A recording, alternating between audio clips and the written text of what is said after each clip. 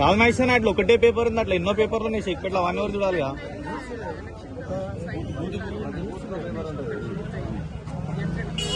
కాదన్నా ఇప్పుడు మనకి లీడింగ్ ఓట్లు మొత్తం పోయినట్టే కానా. ఇప్పుడు ఎలక్షన్ ఎందుకు ఇక పెట్టి మరి యునానియస్ లో ఉండాలి మరి. వేస్ట్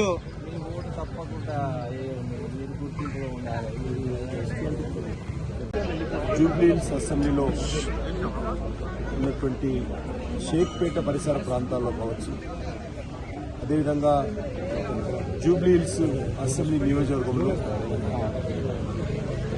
కొంతమంది అధికారులు ఒక పథకం ప్రకారము మరి ఒక వర్గం వారి ఓట్లు డిలీట్ చేయడం జరిగింది.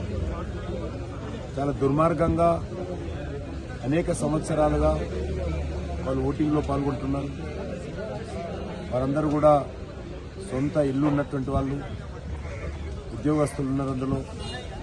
మరి అకారణంగా వాళ్ళందరి పేర్లు ఈరోజు తొలగించడం జరిగింది.